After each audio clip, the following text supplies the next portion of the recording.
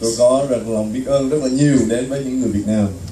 When I was in college, Khi mà tôi còn ở trong đại học, one of the things that I did 5-6 hours a day một trong những điều tôi làm 2-5-6 tiếng đồng hồ đó là was to play ping pong. là chơi ping pong. But the gentleman who taught me how to play was Người dạy tôi là a gentleman. người Việt Nam. And so he introduced me to ping pong, and I really got into it, and I played a lot. Và ông đã dạy tôi chơi ping pong bóng bàn, rồi tôi đã rất là thích. So I never got to thank him. What's that? But Tôi biết ơn ông rất là nhiều. But I'll thank you as on his behalf. Tôi cảm ơn quý vị nữa vì quý vị là người Việt Nam. What a great honor it is for me to worship with you and share God's word. Khi chúng ta đến nhà của Chúa, chúng ta thờ phượng với nhau cùng quý vị.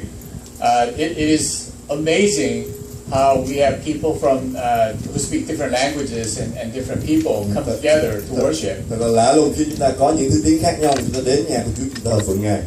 And even though we may have different languages and different culture, điều khác nhau bằng phong tục, văn hóa cũng như là những thứ tiếng khác nhau, we worship same God. Nhưng mà chúng ta cảm ơn Chúa, chúng ta có một Đức Chúa Trời. Amen. Cảm ơn Chúa không ạ? So you lower number 8 down, please. Yeah, my God, your God, Korean God. You know, I mean, as long as we are God's church. Đức Chúa Trời của tôi, Đức Chúa Trời của quý vị, Đức Chúa Trời của Korean, của Vietnamese, nhưng mà chúng tôi chỉ là một Chúa mà thôi. And I really thank the praise team. Cảm ơn Chúa, ban hát, cảm ơn ban hát đã đưa dọn lòng chúng ta đến với Ngài. And I don't know whether you know, but it is an honor, it's a privilege, it's a real blessing to see a praise team made up of young people and older people. Cảm ơn Chúa, có hai thế hệ khác nhau trong ban hướng hát dẫn, và cảm ơn Chúa đã dẫn dắt và cho hai thế hệ khác nhau để cùng là làm việc với nhau trong tình yêu thương của Chúa. In many of the other churches, whether it's American church or Korean church, it's usually all old people or all young people. Trong những ban hát dẫn khác, ví dụ như là Thánh Mỹ hay là nhà Thánh Korean, thì chỉ có một là ban hát lớn, thế hệ lớn hoặc là thế hệ trẻ, chứ không có nhập chung với nhau. Cảm ơn Chúa vì đó. But so you are truly blessed. Cảm ơn Chúa đã chúng ta là phước lắm. I was really, and of course, I love the way your pastor Joseph plays the drum. Và ông rất là thích đánh trống. I was just watching him and I got really excited, you know, the way he plays it. Tôi rất là mong muốn, rất là vui khi mà excited là gì? Phấn khởi khi mà được nghe trống. But that's how we should feel whenever we come to worship. Và khi mà chúng ta đến nhà của Chúa thì chúng ta phải hòa lòng và tất cả hướng về Chúa. Because God is our God and He's the most. Vì Đức Chúa Trời là Chúa của chúng ta và Chúa là cho chúng ta cái sự sống đời đời. So I want to share this passage with you. Tôi muốn chia sẻ với quý vị cái phân đoạn cái thánh này. And because of time, I can't share everything. Vì cái thời gian ngắn hạn nên tôi không có thể chia sẻ hết tất cả những gì tôi muốn nói. And especially with translation, và it has to không be dịch cut in nữa half. Thì khó lắm và nó dài hơn. So I will share 3 things. Tôi sẽ chia sẻ 3 điều. And everything else you could ask the pastors here later. Và những điều khác nữa chúng ta có thể hỏi một sự hơn. Ở thứ 6. So 3 things I want to share with you. 3 điều. Are these. First one, it says in verse 15. Điều thứ nhất ở trong câu thứ 15, nếu chúng ta có Kinh Thánh đưa ra. Jesus says, "Do you truly love me more than these?" Các ngươi yêu ta hơn những người này chăng? And I want to think about what are these mean. Những người này hoặc là những cái danh từ số nhiều này là cái gì hoặc là những ngôn từ gì? In Korean translation, ở trong tiếng Korean, and I think it's same in Vietnamese. Cũng giống như là tiếng Việt Nam vậy. It says, "Do you truly love me more than these people?" Và họ thông dịch từ tiếng Greek và từ Hy Lạp ra là đây là những người. These là những người. Yeah. But in original language Greek, nhưng mà tiếng Hy Lạp, these can be things or people. These có nghĩa là những thứ này hoặc là những người này. Yeah, and the second thing I Không want nhất to thiết là talk phải to you những about người. Yeah. is why did Jesus ask 3 times? Tại sao Chúa hỏi 3 lần? This is one of the big questions that all Christians want to ask. Và đây là cái câu hỏi mà tất cả những người đều muốn hỏi là tại sao Chúa hỏi là 3 lần, sao không 1 lần, không 2 lần, mà tại sao là 3 lần? Yeah. And the third thing is Jesus' response to Peter. Và điều thứ ba là Chúa trả lời ông Phi-e-rơ. So let me begin, go back and go with 1, 2, and 3. Và tôi muốn đi 3 cái điểm chính đây. What are these? These là những thứ này hoặc là những người này là cái gì? Now when Jesus spoke to Peter, khi mà Chúa nói chuyện với Phi-e-rơ, he did not stand like this and Chúa say, không nói để vòng tay mà nói như vậy. do you truly love me more than these? Chúa không vòng tay mà Chúa hãy nạnh là chúng ta mua người yêu hơn những thứ này hoặc những người này chăng? But I'm sure he used his hands. Và Chúa dùng cái tay của Ngài. And he said, do you truly love me more than these? Và Chúa nói rằng người yêu ta hơn những thứ này, những người này chăng? Now the question is, did he point to the people, Câu hỏi là Chúa chỉ những người đó, the disciples, những người môn đồ, or did he point to the things? hay là Chúa chỉ những cái vật chất, những thứ vật chất trước mặt của ông Phi-e-rơ? Now, one of the background is just before this, the disciples were fishing all night and they caught a big. Và chúng ta biết rằng cái câu chuyện là những người môn đồ họ đang đánh cá ở cái làng đó. And Jesus told them to throw their net on the right side Rồi of the Chúa nói boat. là hãy thả lưới xuống, thì chúng ta biết cái câu chuyện đó phải không ạ? Thả lưới xuống thì có cá. And they caught 153 large fishes. Và trước đó thì họ không có cá gì hết, mà Chúa kêu là thả xuống đi, và họ bắt được khoảng 153 con cá lớn. Now Peter was a fisherman. Và chúng ta biết là ông Phi-e-rơ là ông ngư phủ. Now to a fisherman, the most important thing is a good boat, a good net, and lots of fish. Và ngư phủ là có một cái thuyền tốt, và có lưới tốt, chày tốt, phải không ạ? Và đánh cái chỗ nào phải đánh. But there was Peter and there are other disciples. Và ông Phi-e-rơ và những người môn đồ khác nữa. And so when Jesus said, do you truly love more than these? Khi mà Chúa nói là ngươi yêu ta hơn những người này chăng? Những thứ này chăng? Did he point to the people, the disciples? Chúa nói những người môn đồ. Which means, do you love me more than you love your friends? Có thể Chúa nói là người yêu ta hơn những người môn đồ, anh em kế cận như sao, như chăng? Or it could be as do you love me more than your friends love me? Hay là người yêu ta hơn những người anh em ngươi yêu ngươi, hơn yêu ta. That's one possibility, Có thể đó một cái điểm mà. But the second possibility is if he pointed Điểm thứ to hai, the things, the fish, the boat, and có the thể net. đó là những con cá mà họ đang bắt cá và họ đang trông chờ để mà bắt những con cá. Do you love me more than you love these things? Người yêu hơn những cái con cá này, hay là những cái ngư phụ cái chày cá này sao? Right? Because it's important for us to understand what did Jesus mean? Do you love me Và more chúng ta than cần phải biết these? rằng Chúa thật sự đã nói gì.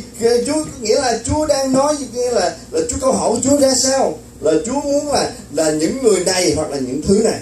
Because we know that if Jesus pointed to the people, thì chúng ta biết là khi mà Chúa nói những người này, it means we're not supposed to love anybody else, other people, more than we love Jesus. có nghĩa là chúng ta không thể nào yêu những người kế cận chúng ta hơn Chúa được, phải không ạ?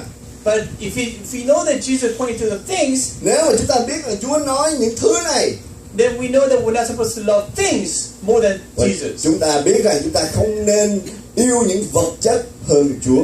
So, which is it? Như vậy là cái nào? Vật chất hay là con người? And I thought and so I prayed because I want to know the truth. Và tôi đã cầu nguyện, con thật muốn là biết Chúa giải thích ra sao. And as I was praying, God said to me, Khi mà tôi cầu nguyện thì Chúa cho chúng tôi biết, khải thị tôi biết rằng, He said, what's the difference? cái gì khác biệt đâu. Có gì khác biệt đâu. And then I said, okay. Con hiểu rồi Chúa ơi. But why is it so not clear in the Bible? Tại sao nó không có rõ ràng ở trong Kinh Thánh vậy? And it's not clear because if it was very clear, we would find ways to not do those, find some other things. Khi mà Chúa nói rõ ràng và thẳng thừng đó, chúng ta sẽ có những cái lỗ hở, mà chúng ta lỗ hở để chúng ta làm những điều không có đẹp lòng Chúa. If we know that Jesus pointing to the people, Nếu chúng ta biết rằng Chúa để cho ta biết là đây là những người để người yêu ta hơn những người này chăng? we will say, oh, we're not supposed to love anybody else except more than Jesus, but it's okay to love things because they're not people. Thì chúng ta sẽ có cái reason, phải không ạ? Là chúng ta sẽ có là khi người ta nói là Chúa nói là người yêu yêu người ta hơn những người này, thì có nghĩa là con được quyền yêu vật chất, phải không ạ? It's okay to love things like this. Con có thể yêu những thứ A tablet, computer, or iPhone, cars. iPad, yeah. Because, Cars, nhà, xe, vân vân. because they're not people. Vì đó là những thứ đó vật chất, không phải là những con người. But if we know that Jesus pointing to the things, Nếu mà Chúa biết là Chúa đang chỉ những vật chất đó, we know that we're not supposed to love things more than Jesus. chúng ta But biết it's là chúng ta okay to love không nên people. yêu những vật chất hơn Chúa. Bây giờ chúng có thể lý luận rằng như vậy thì con yêu người hơn Chúa cũng được, phải không ạ? So which is it? Như vậy là cái nào? But of course, the question really is, do you really love me? Period. Và câu hỏi Chúa muốn hỏi mỗi người chúng ta là ngươi yêu ta chăng? Chăm hết, chứ không phải là ngươi yêu hơn những người này, những vật chất này. The question is, how much do you love me? Ngươi yêu ta bao nhiêu? Do you love me more than people or things? Bao nhiêu? Hơn những người này, hơn những bạn bè, anh em, gia đình, hay là hơn những vật chất của chúng ta có? And that's why sometimes when the Bible is unclear, Đôi khi những cái thánh không có rõ chúng ta biết rõ.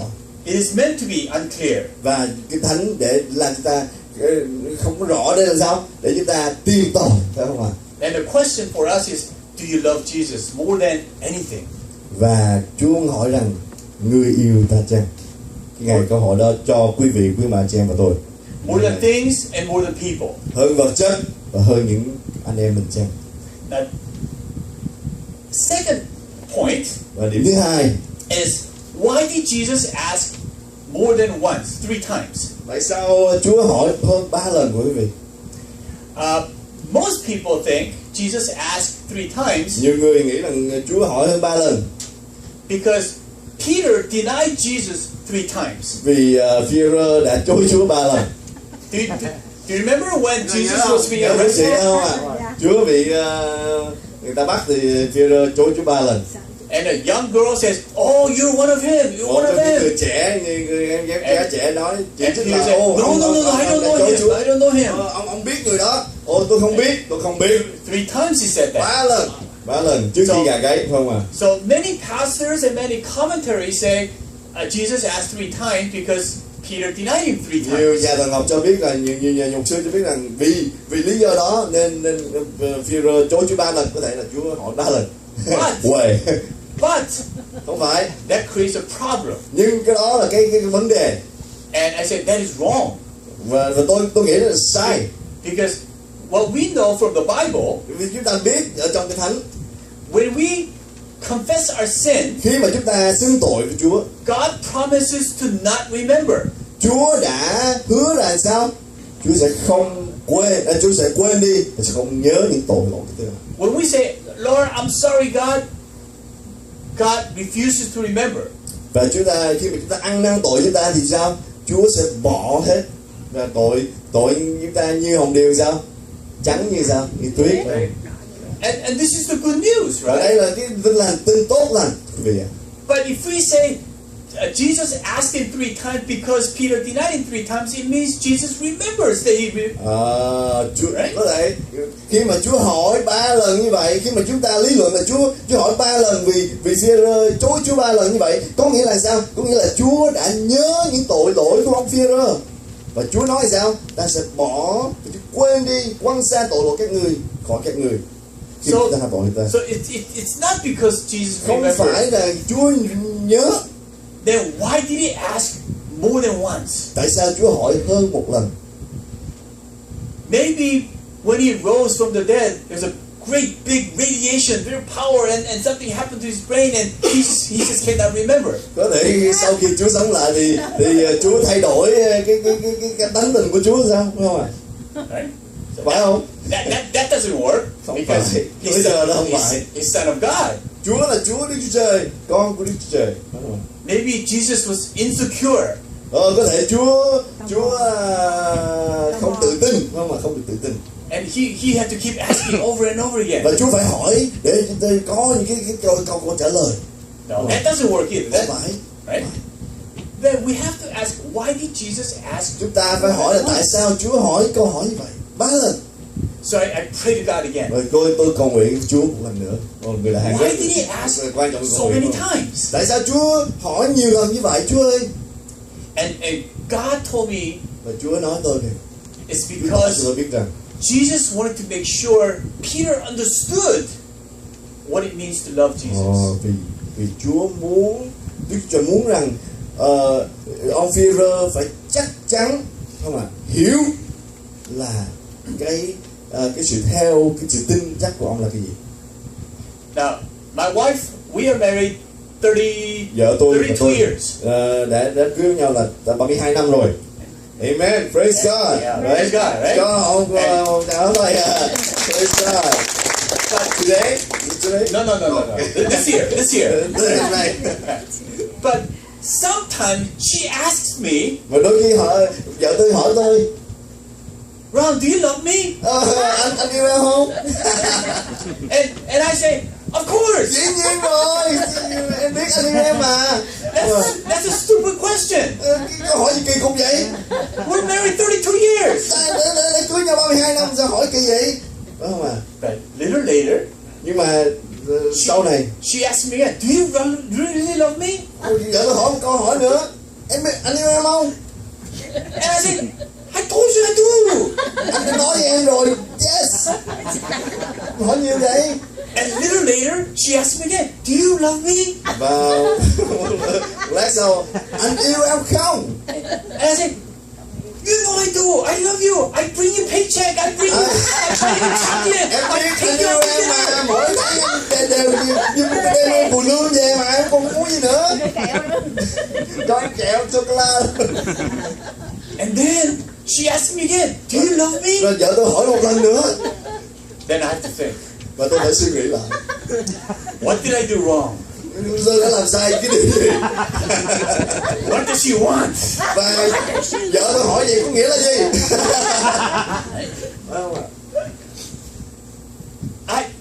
Because the first time, second time, third time she asks, Lần 1, 2, 3 hỏi. my answer is answer without thinking. Câu trả lời của tôi, câu trả lời tự nhiên, tự động. Dĩ nhiên anh yêu em nghe rồi. It's an automatic answer. Tự động. But Nhưng mà I wonder whether we do the same when God asks us. tôi suy nghĩ rằng khi mà Chúa hỏi chúng ta đó, chúng ta có suy nghĩ không hay chúng ta chỉ tự động, tự động như thuộc bài hát vậy đó. If God asks us today, do you love me? Khi mà Chúa hỏi chúng ta là ngươi yêu ta chăng?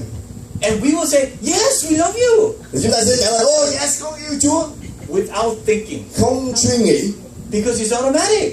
Tại vì nó là tự động không? Tự động con người chúng ta, ôi ta đi nhà thờ, chúng ta tin Chúa, ôi con yêu Chúa là phải rồi, phải không ạ? But if God asks us again, Khi mà Chúa hỏi chúng ta do you love me? Ngươi yêu ta chăng? We'll say, yes, sir, you know Yes, we do. đúng rồi, con yêu Chúa mà Chúa. You know we love you. We come to Có church thể every lần đầu Chúa Sunday. không nghe, giờ lần sau Chúa nghe rồi, phải không ạ? We pray to you all the time. Con cầu nguyện với Chúa nhiều, And we read the đi tập hát Bible. nhiều, đi học kinh thánh nhiều, phải không ạ? But if God asks, do you really love me? Nếu mà Chúa hỏi một lần nữa, ngươi yêu ta chăng? And we can say something, oh, you know we do, Lord, you know we come to worship you. Chúa biết, Chúa là Chúa, Chúa biết hết We bring rồi. you money. You know, we don't come empty-handed. Mỗi lần như con dân Chúa nộp thuế cho Chúa thôi, phải không? Right? Đúng không? Đúng mà.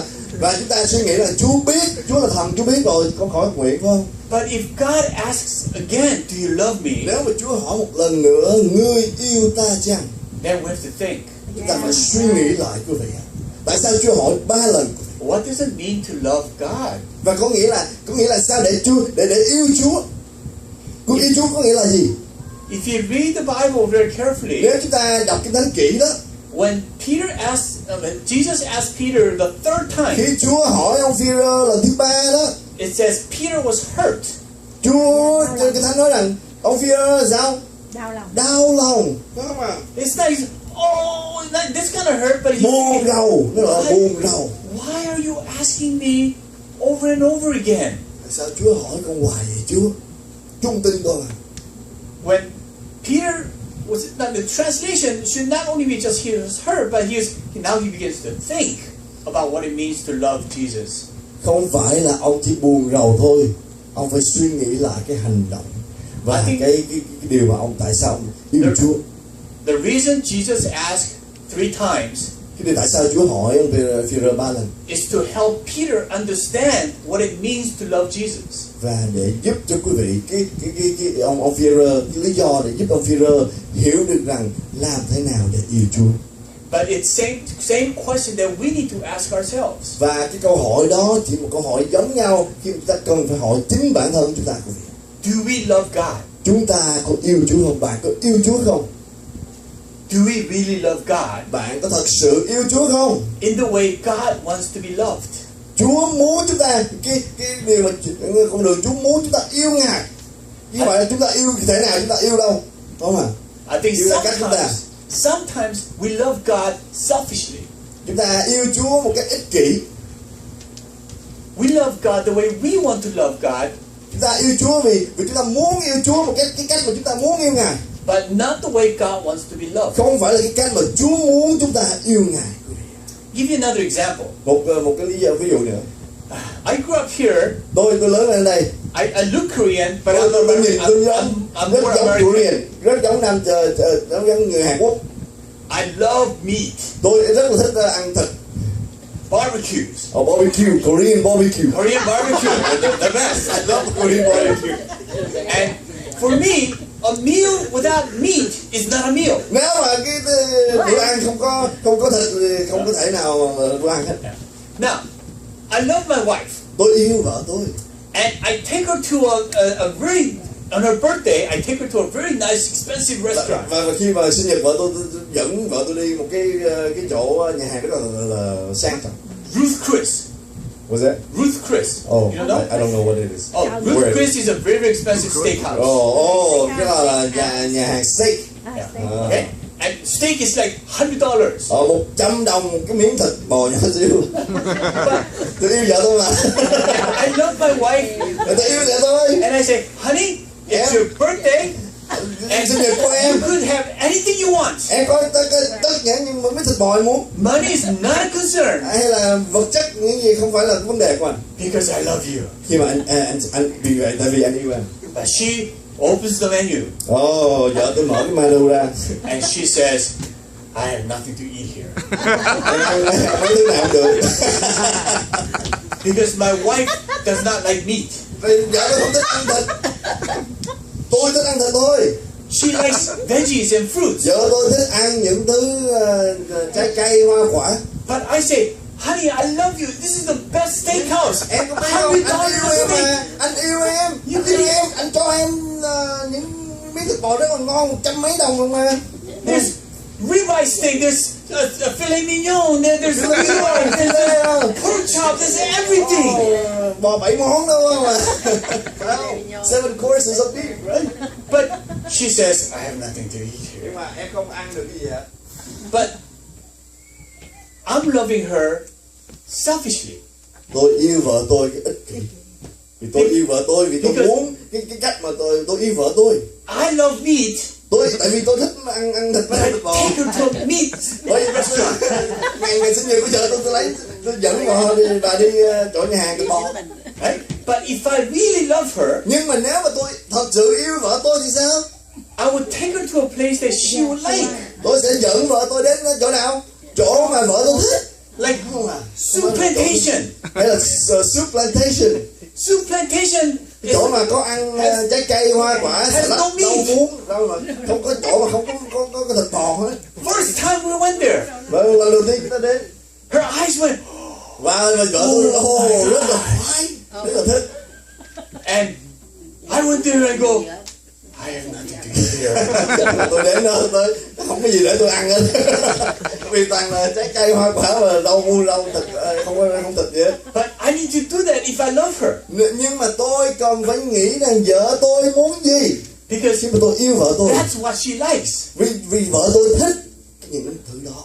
But I wonder whether we love God selfishly, my way. Và tôi có câu hỏi là khi mà chúng ta yêu Chúa, chúng ta có phải yêu Chúa cách mà tôi yêu vợ mà dẫn đi nhà hàng thịt bò không?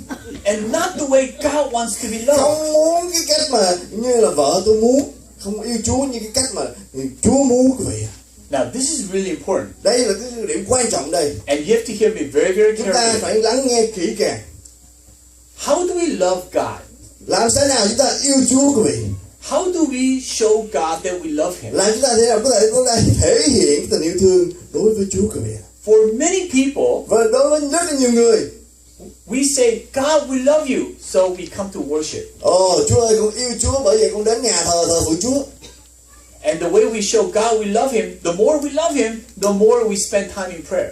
Và chúng ta muốn rằng mỗi người chúng ta yêu Chúa, chúng ta sẽ cầu nguyện với Chúa. Or reading the Bible. Hay là đọc cái Thánh, cái lời Chúa. Right? That's how you show Phải không? that you love God. Đó là cách thể hiện, chúng ta Yes. thể hiện với Chúa, phải không ạ? Đi nhà thờ, cầu nguyện và đọc cái Thánh, phải không ạ? But I wonder if that's the way God wants to be loved. Và tôi không biết đó là cái cách mà Chúa muốn chúng ta yêu Chúa, phải không? Now this brings to our third point. Và cho chúng ta biết cái điểm thứ ba. What does Jesus say when he asked Peter, Peter, do you love me? And Peter says, yes, Lord. And what Jesus says is, feed my lambs, take care of my sheep, and feed my sheep. Chúa, khi mà cái ý Chúa hỏi cái ông Phi-e-rơ cái lần thứ ba đó, có phải là Chúa nói là hãy chăn chiên ta không? Chăn chiên con ta không? He doesn't say giữ chiên con ta.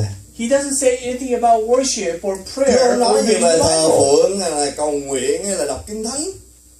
Chăn chiên ta. Vậy nhớ trong Ma-thi-ơ 28 không ạ? Isn't this kind of confusing? Rối chưa? confusing to me. Rối chưa? Chắc rối rồi. Rối lắm rồi. This is AC. This only area. If I was Jesus, Nếu tôi là Chúa Giêsu, and if I was asking Peter, do you love me? khi mà tôi hỏi And- Phi-e-rơ, ngươi yêu ta chăng? And Peter says yes, Và Phi-e-rơ nói về yes. I think I would have a better answer than Jesus answered. Tôi nghĩ rằng tôi sẽ có cái câu trả lời tốt hơn Chúa trả lời. I would say, Peter, if you love me, Tôi sẽ nói rằng Phi-e-rơ, nếu mà ngươi yêu ta, yêu tôi là Chúa. come and worship me 3 days a week. Hãy thờ phượng ta 3 ngày lần, 3 ngày tuần. Isn't that better than feed my lambs? Tốt hơn là chăn chiên ta. Is it? Hay là Do you love me? And Peter says, yes, Lord. And I'll say, come and pray to me 3 hours a day. và nếu mà như là người Hàn Quốc thì hãy cầu nguyện 3 tiếng một ngày. That's a better answer than take care of my sheep, Và right? cái câu trả lời thực tế hơn là hãy chăn chiên ta. And or do you love me? And say, oh, come and read my scripture, read my teachings 3 hours a day. Cái quyển sách mà ta viết đây, lời của ta đây. But Jesus doesn't say that. Chúa không nói điều đó, quý vị à. But we all know how important worship and praying and Nhưng mà reading Chúa the biết, chúng ta biết Bible. rằng những điều này rất là quan trọng. Right? Đọc lời Chúa, cầu nguyện cũng như là thờ phượng Chúa. Then why did Jesus not say anything about these? Tại sao Chúa không như nói những điều này? As a pastor, Là một mục sư, this was very, very serious. đây là một việc rất là quan trọng. Because I've been teaching everyone how important it is to worship and to pray and to read the Bible. Tôi dành rất là nhiều thời gian để dạy những con cái Chúa, những người những người học sinh của tôi là làm thế nào để thờ phượng Chúa tốt, cầu nguyện tốt và đọc giải bài kinh thánh tốt. And I say, if you love God, you must do these things. Và tôi nói rằng, tôi dạy họ rằng khi mà chúng ta yêu Chúa thì chúng ta phải làm những điều này. But in this text, Nhưng mà cái câu Jesus doesn't say anything about nhưng phần đọc cái thánh này Chúa không nói gì những điều đó. Why? Tại sao vậy? So Why? I really prayed. Và tôi cầu nguyện rất là prayed khẩn thiết với Chúa. because I want to teach the truth. Vì tôi muốn dạy lẽ thật của vị ạ. What Jesus said to me Và Chúa cho tôi biết rằng, is, Chúa bày tỏ cho tôi, you need to understand worship, prayer, and reading the Bible in a different way. ngươi cần phải hiểu rằng đọc Kinh Thánh, thờ phượng và đọc lời Chúa hay là cầu nguyện một cái cách khác. Now, in English, Trong tiếng Anh, we ask this question: what do you do for a living? anh làm ăn ra sao hay là sống ra sao? Làm thêm ra sao? Does it Mưu sinh translate? ra sao? No. So, sir, what do you do for a living? Anh làm gì? Anh làm gì? He's Anh not. làm nghề gì? He doesn't want to talk to me. Anh làm nghề gì? What do you do for a living? Anh làm nghề gì? Nói đi sửa nhà. Construction. Construction. Just help me with my room, my house. Okay. This What week. do you do for a living? Cô làm gì? Postal office. Oh, okay. And sir, what do you do for a living? Anh làm nghề gì? Thợ tiện. Welding. Welding. Okay. Now, of course, I don't know whether this translated well, Tôi không biết cái người dịch ra sao. but I said, what do you do for a living? Tôi hỏi rằng nghề anh làm sống hàng ngày là gì? Yeah. So you say construction, and you work at a post office, and Tôi làm post office. and làm you do the welding, thợ tiện, hoặc là and I say to you, construction. they have all lied. Và tôi nói rằng quý In vị church, xạo với tôi. they lied. Quý vị đã xạo với tôi. Here's what I asked: what do you do for a living? That means Tôi if hỏi you rằng stop doing those quý vị things, làm gì để sống?